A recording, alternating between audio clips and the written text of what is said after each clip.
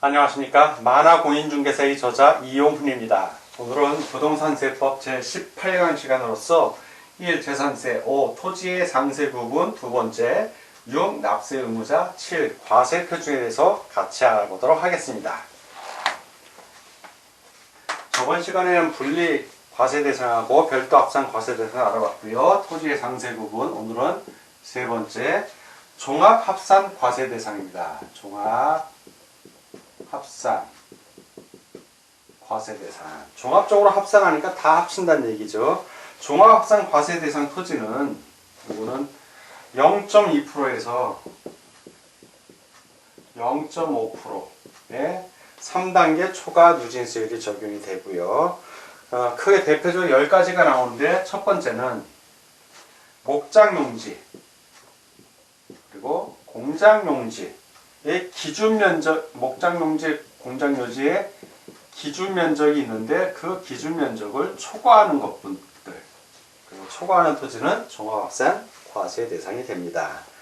두 번째는 건축물의 부속 토지로서 건축물의 바닥 면적에 용도지역별 적용 비율을 곱하여 산정한 면적 범위를 초과한, 이거를 초과한 경우입니다. 그 초과한 부분의 토지는 종합합산 과세 대상이 됩니다. 세 번째는 법인이 소유한 농지입니다. 자, 법인 소유한 농지.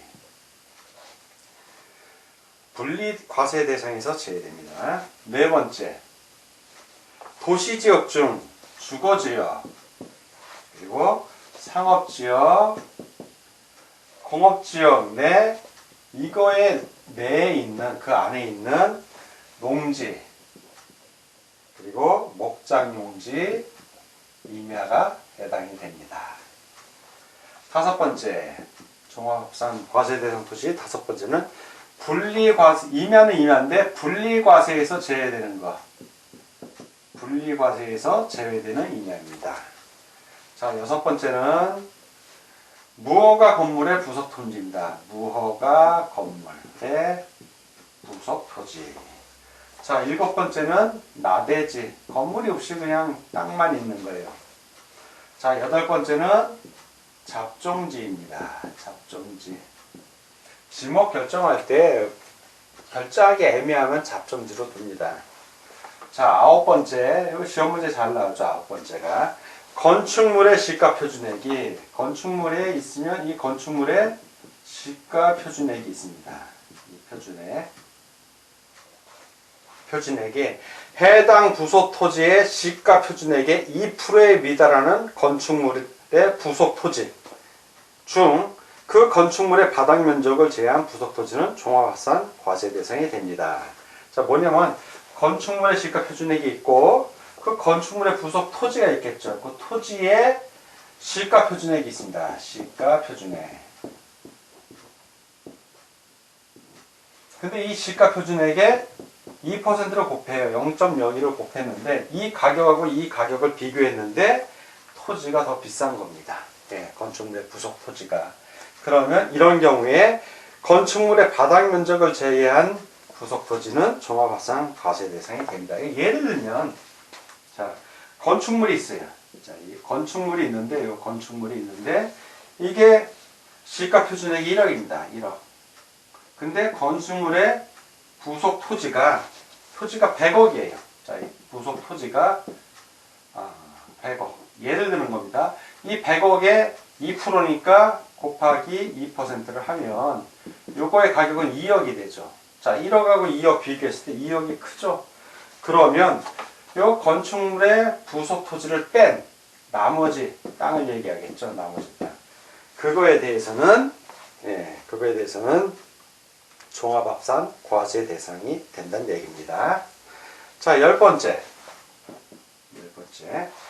분리과세 대상 토지가 있는데, 그거 분리과세 대상, 그리고 종합합산, 별도합산. 분리과세 대상, 별도합산 과세 대상.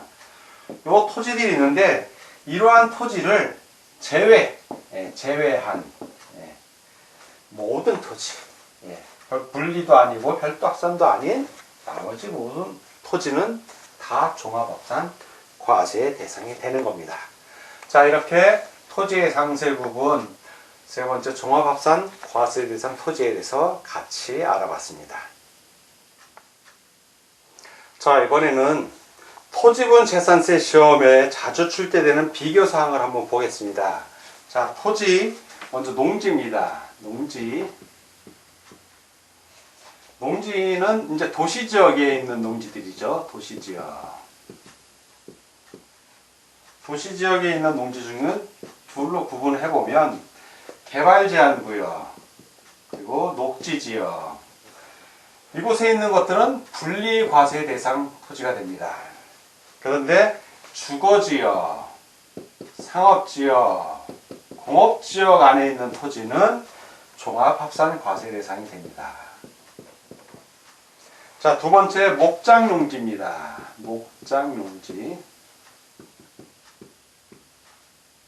자, 목장용지는 기준면적이 기준이 됩니다. 자, 기준면적이 있고, 자, 이 기준면적을 중심으로 그 범위 이내에 있는 거하고 초과하는 게 있어요. 자, 초과. 그러면 이내에 있는 것들은 분리 과세 대상이 됩니다. 근데 초과하는 것들은 종합합산 과세 대상이 됩니다. 다음은 이제 공장용지입니다. 공장용지. 자, 공장용지는 공장입지 기준면적이 있어요. 역시 공장입지 기준면적이 있고, 그 기준면적을 중심으로 이내에 있는 것은 분리과세 대상, 초과하는 것은 종합합산 과세 대상. 똑같습니다. 위하고 내용은. 자, 이제 건축물의 구속토지입니다. 자, 건축물의 구속토지. 자, 건축물의 구속토지는 적용배율 산정 범위가 있어요. 적용배율 산정 범위. 요것이 기준이 돼갖고, 역시 이내하고 초과로 나뉘는데, 이내에 있는 것은 별도 합산 과세 대상. 자, 요 이내에 있는 거는 별도. 그리고 초과는 무조건 종합입니다. 종합. 자, 마지막으로 철거. 멸실된 건축물 또는 주택의 토지입니다. 자, 이 경우에는 6개월이 기준이에요. 철거 멸실된 날부터 6개월 기준으로 하고, 자, 6개월 이내에 있으면 별도 합산 과세 대상이 되고요. 초과하는 거는 무조건 다 종합입니다. 종합합산 과세 대상이 됩니다. 이렇게 시험 문제 잘 나오는 거 5가지 경우로 분리해놔서 정리를 해놨으니 우리 교재에 있습니다. 여러분들 꼭 암기하시기 바랍니다. 자, 이번에는 납세 의무자, 재산세 납세 의무자에 대해서 같이 알아보도록 하겠습니다. 자, 납세 의무자는 원칙적인 납세 의무자하고 예외적 납세 의무자 둘로 나뉩니다. 자, 납세 의무자 첫째, 원칙적인 납세 의무자. 두 번째는 예외적인 납세 의무자. 이렇게 둘로 나뉩니다. 첫째, 원칙적인 납세 의무자는 사실상의 소유자입니다. 이거는 사실상의 소유자. 자, 사실상의 소유자. 재산세 과세 기준일 매년 6월 1일입니다. 자, 6월 1일 현재 재산을 사실상 소유하고 있는 자가 재산세 납세 의무자가 되는 겁니다. 그래서 6월 1일 이전에 잔금을 지급했다면 납세 의무자는 매수인이 됩니다. 6월 1일 이전에. 자, 6월 1일 당일날 잔금을 지급했어요. 자, 6월 1일날 역시 매수인이에요. 자, 6월 1일날 잔금 지급하면 매수인이 샀잖아요. 그러니까 매수인이고, 근데 6월 1일 이후 6월 2일날 잔금을 지급했어요. 그럼 6월 1일날은 매도인이 주인이니까 납세 의무자는 매도인이 됩니다. 자, 그리고 그 외에 이제 5월 31일 이전에 미준공 건물에 입주를 했어요. 자, 아직 그 5월 31일 이전 미준공 건물에 입주를 했을 때 납세 의무자는 건축주가 됩니다. 예, 준공이 아직 안 됐으니까. 그리고 잔금 지급 전에 분양 아파트에 입주를 했습니다. 잔금 아직 지급 안 했어요. 그럼 납세 의무자는 역시 건축주가 됩니다. 자, 두 번째, 그 공유재산은 그 지분권자, 공유재산에게는 지분권자가 납세 의무자가 됩니다. 다만 지분 표시가 없는 경우에는 지분이 균등한 것으로 보고 납세 의무자가 되는 겁니다. 주택의 건물과 부속 토지의 소유자가 다를 경우는 어떻게 할 것인가? 자, 이 경우는 그 주택에 대한 산출세액을 주택의 건축물과 부속 토지의 시가 표준액 비율로 나눠서 안분 계산한다고 해서 골고루 나눠서 계산한 부분에 대해서는 각각 그 소유자를 납세 의무자로 봅니다. 그리고 수탁자 명의로 등기 등록된 신탁재산의 경우에는 위탁자별로 구분된 재산에 대해서는 그 수탁자가 납세 의무자가 됩니다. 이 경우에 위탁자별로 구분된 재산에 대한 납세 의무자는 각각 다른 납세 의무자로 봅니다. 위탁자가 다르니까 맡긴 사람들이. 자, 이번에는 납세 의무자 두 번째 예외적 납세 의무자를 보겠습니다. 예외적 납세 의무자. 사실상 소유자가 원칙적인 납세 의무자인데 사실상 소유자를 알 수 없는 경우 재산세 과세의 기준을 현재 다음에 해당하는 자는 재산세를 납부할 의무가 있다. 자, 첫 번째는 공부상 소유자입니다. 공부상 소유자. 공부상의 소유자가 매매 등의 사유로 소유권의 변동이 있었음에도 이를 신고하지 아니하여 사실상의 소유자를 알 수 없는 때에는 공부상 소유자입니다. 두 번째는 주된 상속자입니다. 주된 상속자. 상속이 개시된 재산으로서 상속 등기가 이행되지 아니하고 사실상의 소유자를 신고하지 아니하는 때에는 주된 상속자가 납세 의무자가 됩니다. 그럼 이 주된 상속자는 어떻게 결정하느냐?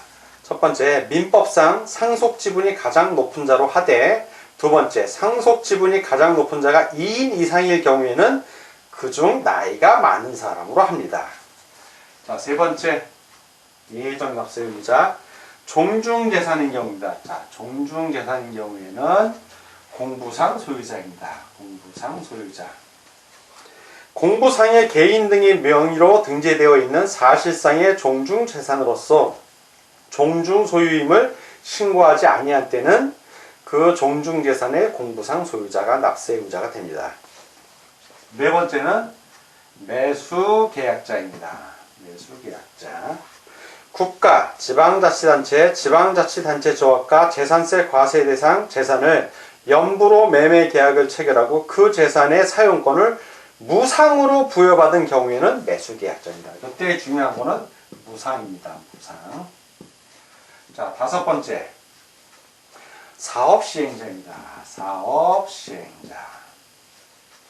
도시개발법에 따라 시행하는 환지 방식에 의한 도시개발사업 및 도시 및 주거환경정비법에 따른 정비사업의 시행에 따른 환지 계획에서 일정한 토지를 환지로 정하지 아니하고 채비지 또는 보류지로 정한 경우에는 사업시행자. 그래서 환지에 의해서 할 때 채비지, 보류지의 경우에는 사업시행자가 재산세 납세 의무자가 됩니다. 자, 여섯 번째. 수입하는 자입니다. 수입하는 자. 외국인 소유의 항공기 또는 선박을 임차하여 수입하는 경우에는 그 수입하는 자가 재산세 납세 의무자가 됩니다. 자, 일곱 번째는 사용자입니다. 사용자. 재산세 과세 기준을 현재 소유권의 귀속이 분명하지 아니하여 사실상의 소유자를 확인할 수 없는 경우에는 그 사용자. 자, 여덟 번째는 파산재단, 파산재단입니다. 파산재단의 재산은 그 공부상 소유자. 파산 선고 이후 파산 종결의 결정까지 파산재단에 속하는 재산의 경우는 공부상 소유자가 재산세 납세 의무자가 됩니다. 자, 이렇게 예외적인 재산세 납세 의무자를 같이 알아봤습니다. 자, 이번에는 과세표준에 대해서 알아보도록 하겠습니다. 자, 재산세 과세표준은 토지, 건축물, 주택을 한번 살펴보고 이제 선박 항공기로 보겠습니다. 자, 첫 번째, 토지, 건축물, 주택에 대한 재산세 과세표준입니다. 시가 표준액에 공정시장 가액비를 곱하여 산정한 가액으로 한다. 자, 뭐냐면 토지의 경우에는 그 토지의 시가 표준액이 있을 것입니다. 시가 표준액. 건축물의 경우에는 그 건축물의 시가 표준액이 있을 것이고, 주택의 경우는 주택의 시가 표준액이 있습니다. 그 시가 표준액에다 뭘 한다? 공정시장 가액 비율. 자, 요거를 곱해서 나온 금액을 갖고 과세 표준으로 정합니다. 이 공정시장 가액 비율의 경우에는 시행령이 다 되어 있습니다. 지방세법 시행령에 그 토지 및 건축물의 경우에는, 자, 토지하고 건축물의 경우에는 시가 표준액의 100분의 50에서 100분의 90까지 요 중에 한 부분을 정해서 시행령에 결정을 하고요.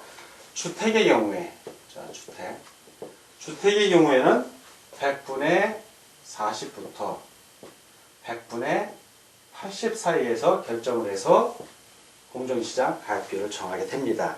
그렇게 해서 곱해서 나온, 그러니까 시가 표준액보다 높다 낮다, 과세 표준이 낮죠. 100분의 50에서 100분의 90 사이고 100분의 40에서 100분의 80 사이니까 시가 표준액보다는 약간 낮은 금액을 과세 표준으로 하게 됩니다.